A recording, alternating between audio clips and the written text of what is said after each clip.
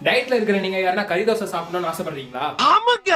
வாங்க 250 கலோரியில ஒரு கறி தோசை செஞ்சு காட்டுறேன். கொஞ்சோண்டு நெய் ஊத்தி, சிக்கன் மசாலா, மிளகாத்தூள் போட்டு, அரைச்சு வச்சிருக்க தக்காளியை ஊத்தி, சிக்கன் கீமா ஒரு 200 கிராம் போட்டு நல்லா மிக்ஸ் பண்ணி வேக விட்டு எடுத்தீங்கன்னா நம்ம கறி தோசைக்கான ஸ்டஃப் ரெடி. அடுத்து நார்மலா ஊத்துற தோசையை விட கொஞ்சம் மாவு கம்மியா எடுத்து நல்லா வட்டமா ஊத்தி ஸ்டஃப்ல பாதியை வச்சு 3 பக்கம் நல்லா மடிச்சு திருப்பி போட்டு தட்டுல எடுத்து வச்சீங்கன்னா நம்ம கறி தோசை ரெடி.